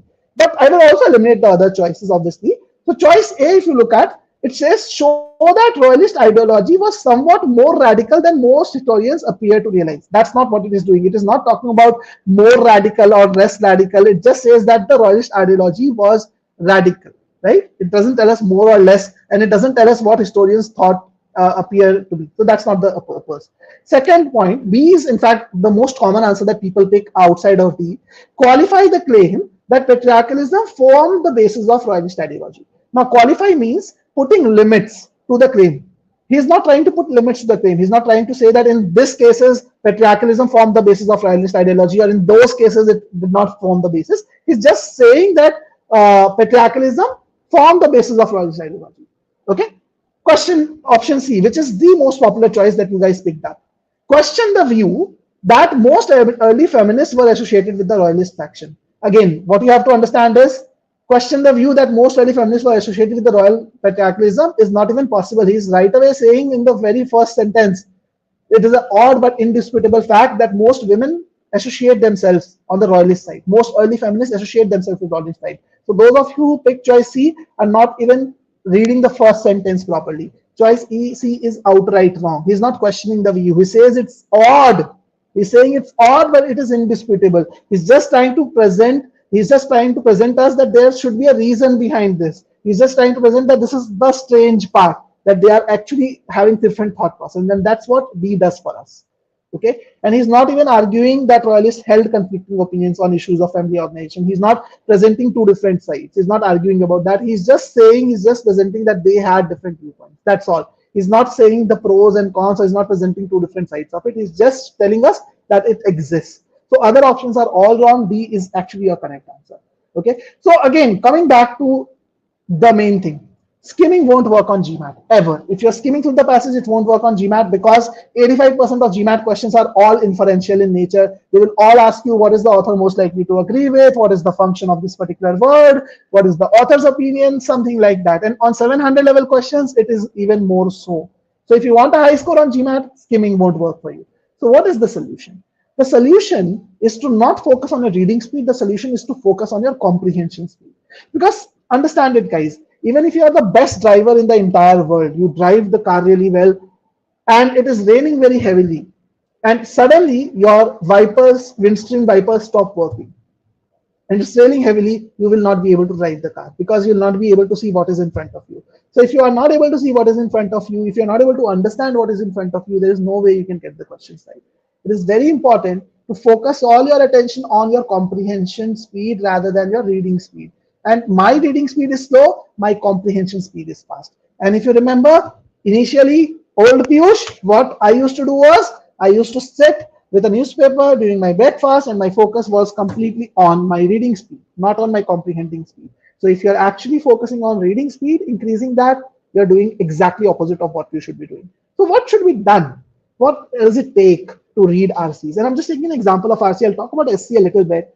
But you have to build this certain skills. You have to understand where to pause. Okay, so I'll just take up, you can read the slide and I'll explain this. I'll take up MK and Ritvik's question. MK says, if we get 3 out of 4 or 4 out of 5 from reading a passage correct, are we in a good place, or should we expect ourselves to get all passage questions correct? So it depends, MK. If it's a 700 level passage, 3 out of 4 or 4 out of 5 is a great job, basically. If it's an easy passage, I would expect you to get them all right. If you don't get them all right, then obviously you will not get to the hard questions. That's how the GMAT algorithm works. Okay. My struggle is in RC. In RC is that when I have to rearrange details, when I go on to second or third para, my picture of first para sometimes becomes a bit cloudy. Then I have to reread again all the paras. Again, with like initially you can probably start writing things down on your notebook if that is happening with you. But gradually, as you move forward with time, and you use this approach over a period of time, you will actually get used to the mind map thing. You should start moving away from the writing part. So don't get bogged down by the detail with way. If you are doing this, probably you're focusing a lot on the detail. If you focus, I did not focus on the detail, I focus more on the arguments, opinions, those aspects. So to build the right RC skills, you need to learn where to pause. That where to pause point is very important. You need to also learn how to take care of complex words. You need to understand the difference between a fact and an opinion. And most importantly, you should be able to differentiate the author's opinion. There would be keywords in the sentence which will indirectly tell you, okay, this is my point of view. The author is going to tell you, this is my point of view. This is what I am trying to do. Okay, and understand the intent. If you remember, my mind map did not have the details in it. My mind map was always about the intent. What was the author doing? First line is introducing something which is strange. Second line is saying there's a reason it is strange. Sorry, not the reason. He's telling us why is it strange, basically. What is strange about that fact? Okay. Third line, he was saying that there should be a reason why it is strange. He's not telling us the reason. Then in the second para, he's telling us the reason behind that fact. So what he's doing is he's introducing something, he's telling us about paradox, then he's explaining why it is happening. So that intent mapping should be there. Okay, and this can't be done in a single day process. In fact, at GMATWhiz, we have an entire module dedicated to teach you how to read. In fact, this is about 8 hours worth of content and practice questions. So this is 8 hours worth of videos followed by practice questions where you get to apply these skills. We teach you how to use involved reading, how to place yourself in the author's place, how to use transition words, difference between opinions, how to summarize paragraphs. And each of it is an effort in itself. You have to learn, implement. That's important. And that's where we focus. And why did we develop it this way? 2 reasons. Number one, it is right to do that. Second reason, I faced a lot of problem when I was a student. There was no one who taught me how to do.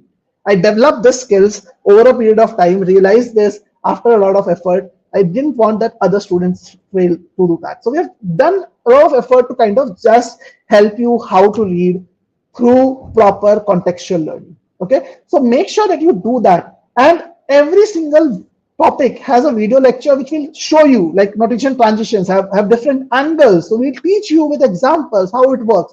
And then there are practice questions basically which will actually work. So how did my study change? I hope all of this is making sense for you. In case you want to check out some of our content, we also have a free trial which is available. You can always do that, like create an account on our website. Just have to go to GMATWhiz, or you can use this link which I have shared. And in case anyone of you want to discuss your particular use case with us and want to understand how our course can be customized, and let me tell you guys, our course is the most customizable course in the entire world. Like, it's AI driven, it's very personalized for you. So if you want to understand how your course can be customized to your requirements, you can always connect with us as well using this link which I have provided in the chat. Okay, but let me now show you how my study schedule evolved over a period of time. So earlier when I was preparing, it was about my study strategy of old Piyush. I mentioned old Piyush over here, and one image that came to my mind, which I just put it over here, was the movie Live, Die, Repeat. Any one of you who have watched this movie will be able to relate to this. So I was like, okay, learn concepts, practice questions, do more questions, read tutorials. I was like, okay, I learned concepts, then practice questions, and I'm talking about entire verbal section. I'm not just talking about RC. So every time I used to struggle, I used to do more concepts, more questions, again the same process, but I was never able to get out of that loop basically. Now what I did after that was I actually focused on skill-based learning. Now, what is skill-based learning? Skill-based learning basically means you understand what are the skills tested on GMAT Verbal. So now I'm getting into the territory where I'm helping you in understanding how to create an action plan for yourself. Now the action plan that I'm going to tell you, the good practices that I'm going to tell you are going to be generic practices, because obviously I don't know all of you, so I can't give you individual strategies. But if you want to know individual strategies, feel free to connect with our team. We will even give you very actionable insights. But right now, I'll try my best to give you general strategies, how you can develop an action plan for yourself. So for that, you have to understand the various skills tested on GMAT. So there are 3 broad skills which are tested. A, comprehension, understanding each sentence. Okay. Second, analytical reasoning. So if you remember, after understanding each sentence, I was relating one sentence with another. How is it moving forward, backward, all of that. Then focus on main point. Also, you have to identify the main intent. All 3 skills are required on GMAT. Okay. Now, if you look at all these 3 skills, sentence correction is something which only tests you on your comprehension skills. It doesn't test you on analytical reasoning. It doesn't test you on focus on main point. It only focuses on the first skill, which is comprehension. You also need to learn grammar. I understand that. But the main skill tested is comprehension. CR tests you on both the first two skills. You have to understand each sentence. You also have to relate first sentence with second, second with third, and so on. And RC tests you on all three of them. You have to do 1, 2, and 3, all three. So if you're a beginner or you are actually struggling with all three areas, what we recommend is that you start with SC. First, fix your comprehension skills, then work on critical reasoning so that you have already fixed your comprehension skills. So now you can focus on analytical reasoning, and then you focus on RC and get the main point out. In fact, we are actually launching a live class batch basically on this 18th of June, where we are actually going to start the sentence correction itself. This is an instructor-led live class, which is taken up by my teacher, who I learned a lot from, Sunita Singhvi, who is the most senior expert at GMATWhiz, and Shubhankar, basically for Quant. So it's a live interactive batch, which will complete the entire curriculum of GMAT in about 11 weeks of time. So you can definitely enroll for this. So you can always reach out to us on support or the link that I've shared to get more about it. But we are also starting in that batch with sentence correction. So if you're a beginner, definitely you should follow this sequence. If you're a retaker, depending on what your weak areas are, this sequence could work for you. But idea is within your weak areas, you should always follow this particular sequence: SC, then CR, then RC. So if, let's say, two of these topics are in your weak area, let's say SC and RC are in your weak areas, then you should first work on SC, then CR. If CR and RC are in your weak area, then work on CR first and then work on RC later. So that's the schedule, that sequence that you should follow. Okay.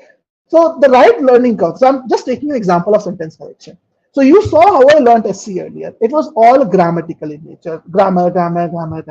Instead of that, the right learning curve of SC should be that when you are learning all these topics, so these are the main topics which are tested on GMAT sentence correction. But when you are learning all these topics, you learn them from a common perspective, learn a common thread that connects them all. And if you look at a common thread that connects them all, that is meaning. So a lot of you probably know about the meaning-based approach. You have read about that it is the most effective approach for at least the non-native speakers of the language. It's great approach that you should follow to solve questions. But what you also need to understand is that if you want to learn this approach, it is not possible to apply this approach unless you learn the grammar rules also from a meaning perspective. Because if you don't know the grammar rules from a meaning perspective, what will happen is the moment you start thinking about the meaning of the sentence, and you come across a concept, if you don't know the logic behind it, you will end up applying grammar. So you'll not be able to apply the meaning-based approach. So very important that you learn the meaning behind every concept, because meaning is the common thread that binds them all. So when you start your SC, sentence correction, I talked about RC a bit, but as I said, SC forms the foundation of comprehension skills. In fact, this is very, very critical for you to do this before you go to RC. So what you do is you first learn how to understand the intended meaning of a sentence. And if you see, there are more things that you need to do before you come to this skill as well. So main thing is you need to learn how to identify the meaning-based approach, how to use the meaning-based approach. And over here, we teach you how to break sentences down, like not like say in terms of simple, complex, compound sentences or phrases and clauses, but logically how to break sentences down to understand how the entire sentence structure works. And then we go to individual topics like subject verb pairs, noun pronoun pairs, modifiers and tenses and all of it. There are more topics which I'm not showing over here, where we teach you all these grammar rules from a logical perspective. So it's like understanding why this rule exists even, basically, so that you're able to apply them.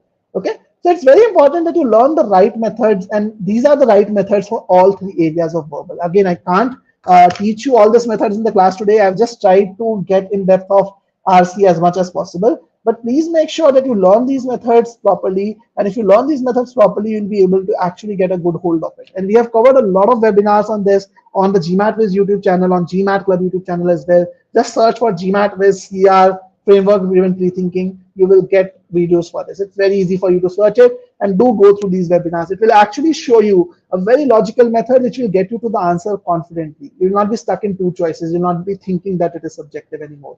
You will get proper rational answers.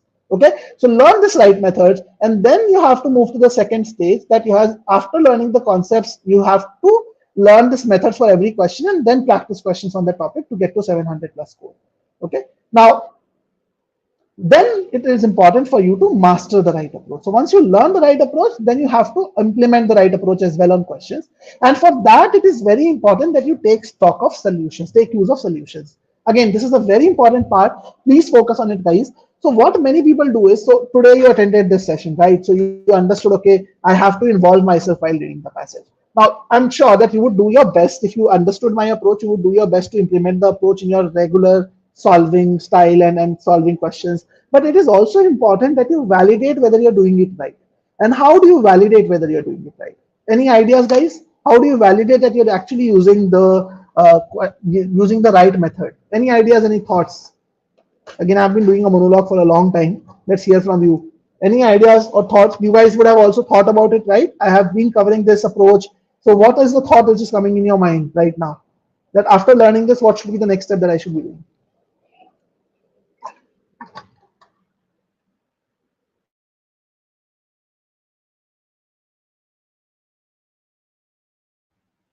Any idea how will you validate it?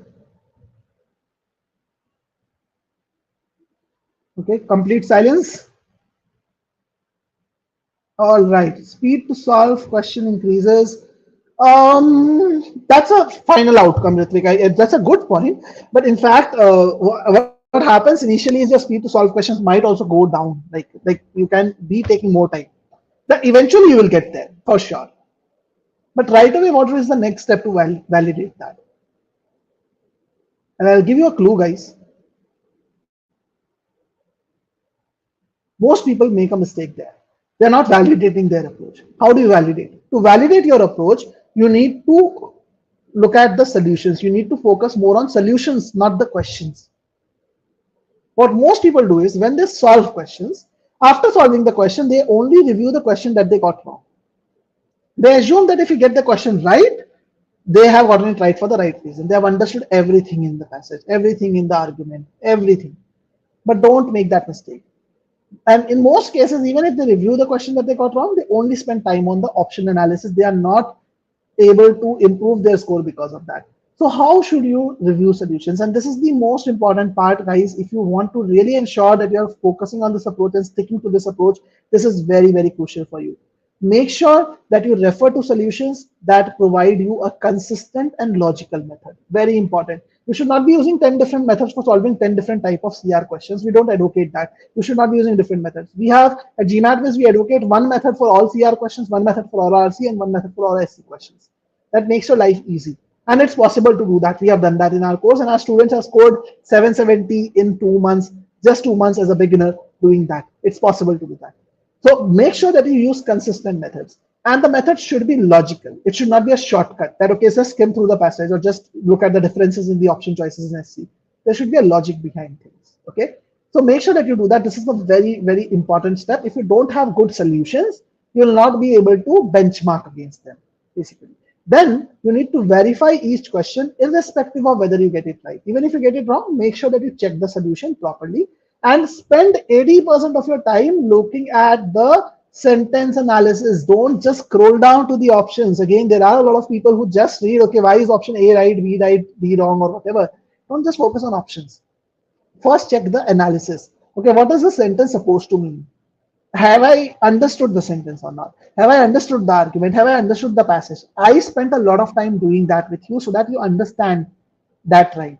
So spend that time and note down the differences in your approach. If you did not understand the sentence or the argument in the same way, why did that happen? Ask yourself. Was it because I did not spend enough time? If it was because you did not spend enough time, you need to scold yourself. You need to tell yourself, my score is not going to improve unless I understand the context. If I don't understand the context, I cannot actually get the questions. Ask yourself, was it because of that, or is what because you came across a new question style or a new style of things, writing things, whatever, a new sentence structure. If it is a new sentence structure, there's a learning for you. Okay. So can different people have different style to solve a question? Definitely, Ritvik. There are people who can have different style of solving questions, but the core needs to remain the same. So we also do some bit of tweaking in the methodologies as and when we recommend people to do that, but the core has to be the same. Your logic has to be the same. Because if there is no logic behind it, then you'll not be able to get consistent scores. You're getting my point? So if you're using shortcuts, there's no consistency there, your scores will always fluctuate. So we do tweak things, like there are native speakers also, Americans or let's say Australians who work with us, who are native speakers of the language. For them, we might tweak the meaning-based approach a little bit here and there. But they still have to follow a logical approach. That's important. Okay. So I hope that answers your question. So So what I'm saying is that approach the question. Solutions are very critical. You need to spend time on it. And guys, if you have any questions about whatever I'm talking about, if you have any doubts, please feel free to ask me in the chat. I'm more than happy to take it up. Okay. I told you I want the session to be informative, interactive. Please feel free to ask any questions that you might have. So this is how you should review the solution. So what I'm going to show you now is how the solution should be reviewed ideally. So let's say this is a CR question. Okay, you have this argument in front of you. Again, I'm not going to solve this question. We don't have the time for it right now. But let's say this is a CR question that you just solved. So you have an argument. You see one line. You see the second line. You see the third line. So there are 3 sentences in this. Now, after you have solved this question, you look at the solution. Now, the solution at GMATWhiz is very, very detailed. So we have presented the entire stimulus analysis, the entire argument analysis. So what you need to do is you need to ask yourself, okay, when I read the first line, what is the understanding that I developed? Is my understanding same as it is written over here? It's the same thing which I was doing that for that RC passage. If you remember, I was telling you my rationale at each point. Okay, this is the author's opinion. This is it is an odd fact, indisputable fact. I was telling you different keywords that I need to focus on. So whatever understanding you should have generated from the first sentence, I was telling you that the same thing we have done in the solution over here, and all the questions of GMATWhiz, you will get the same level of detail for every single question. So what you need to do is you need to ask yourself that when I read the first line, and only the first line, not the second line or the third line of the argument, when I just read the first line, what is the analysis that I got to? Did I come to the same level of understanding or did I not? If you did not come to the same level of understanding, you have made an error. Okay? Please make sure that you understand that. Then you look at the analysis for the second sentence, and then you combine this analysis with this one, basically, and see if you were able to come to this inference or not. If you are able to come to this inference, by the time you read the second sentence, you are using the right method. And the same process has to be repeated. You have to check your analysis with each sentence, and the analysis should match with the solution. If your analysis is not matching with the solution and you are getting the questions right, you might have gotten it right because you're button lucky, or you might get something else wrong. So try to sync your methodology with the methodology which is provided. Okay, and that's what Akshat did, by the way. It helped him to improve his score from a 650 to 730. Again, I am not gonna go in depth of it. So let's move forward. So what is the strategy that you should need to retake? So obviously I have to consider a lot of factors if I have to create a strategy for anyone. So we need to look at the time available with you. We need to look at your target score.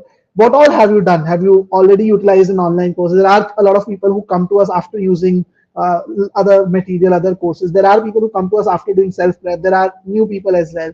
We have to also look at your strengths and weaknesses, whether you are weak in CR, SC, which area. We also have to look at what are the methods that we use today. So we ask a lot of questions around what is your methodology for critical reasoning or SC. And we also look at your learning style. Based on that, we help you create a proper action plan in place. So we generally recommend that if you want to have a one-on-one action plan, you can always schedule a call with our team. Most likely, I'll try to do my best to take this call. So if you want to schedule this call at least this week, I'm definitely gonna take most of this calls, so you can connect with me one-on-one using this link which I've just shared with you. But I will still try my best to create an overall strategy which can actually help you in understanding what you should be doing next. So what you need to do is, first you need to identify your various gaps. Like you have to classify them into concept and application gaps. So you need to look at taking tests and see in which areas your score is less than 60%. Those are your concept gaps. And the areas in which your score is 60 to 85%, those are your application gaps. So for concept gaps, you need to revise those concepts. So go back, learn the concepts, learn the formulas, learn the rules related to them, and then learn how to solve questions and practice about 15 to 20 questions, doing one question at a time. Okay. If it's an application gap, there is no point in spending time on learning concepts again. Try to learn how to solve questions methodically and practice 10 to 15 questions over here. So what you need to do in order to improve your weak areas is revise concepts, solve and review questions, and ensure that you're focusing on the application part. You're focusing on the methodology as well. Okay. And remember, quality is always more important than quantity. You should not target that, okay, I should be doing like 30 questions in a day. Even if you want to target that, the first thing you should keep in mind is that I need to analyze each question well. If I'm not analyzing the questions well, I should not be focusing on doing more questions. I should rather focus on learning from that particular question properly. All right.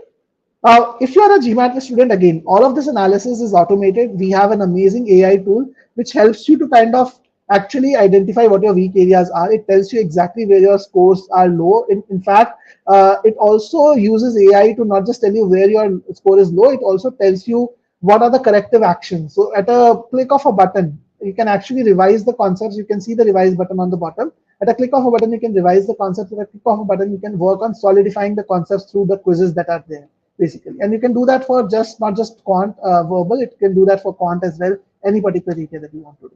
Okay, so just make sure that you actually identify your weak areas and work on them and scale it up after that. Optimize your weak areas and then take sectional tests. And finally, when your sectional test scores are good, then take mock tests. When I say sectional tests, I mean sectional tests for SC, CR, and RC individually. Okay, when this scores go up well and your timing is right, only then you should start taking mocks, not before that. Okay, and reiterate the process after each mock if your score is below the expectation.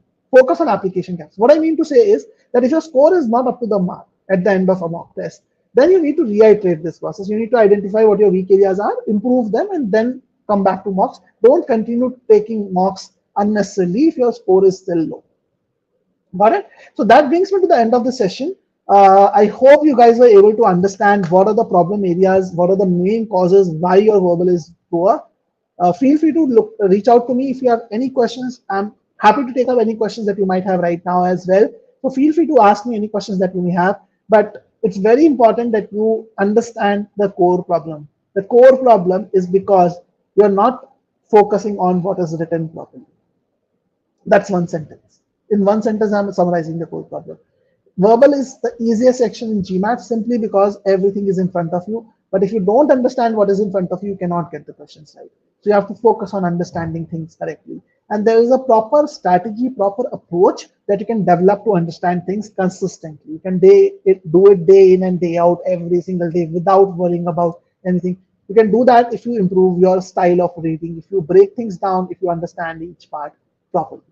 Okay, I hope that gives you a good idea. I hope all of you like this session. It has been a very long session. I have been doing generally 1.5 hour sessions mostly, but I just went back to our old days when we started GMATWhiz. We used to do about 2 hour sessions also. So this time I did not focus on the timing. I did my best to kind of give you the best outcome possible. I tried to solve questions. I tried to help you in understanding where the thought process is wrong. And I tried to replicate my old self and my current self so that you can understand. And I can totally relate to the problems that most people face with verbal because I have been in that boat. And I hope this session gives you that insight that you are looking for, gives you that push, and you end up becoming one of the students who ends up doing well. And who knows, we might cover your success story in another video. So we love covering those. So thank you so much, guys. I don't see a lot of questions right now, but thank you so much, Ritvik, for letting me know. It is very important that you actually focus on the right things. And I am not recommending getting Zen and Marty. I actually am against it. I did a big mistake by actually focusing on grammar rules. So now I've changed that thought process altogether. Thank you, Harish. Thank you, Ryan and Alsabe. It's great to know that you like the session. If you like the session, do give it a thumbs up and make sure that you subscribe to the GMAT Club channel for more such details. And you can also go to GMATWhiz YouTube channel. It will help you in learning a lot more about our methodologies, our concepts, and do subscribe to our YouTube channel as well. We do amazing webinars, amazing videos every single day of the week. So all the best, and I hope you guys enjoyed the session. And do keep me posted. You can reach out to me on this number. This is my WhatsApp number and my email ID. Do tell me how the session today impacted your scores. So all the best, guys. Thank you so much for being here.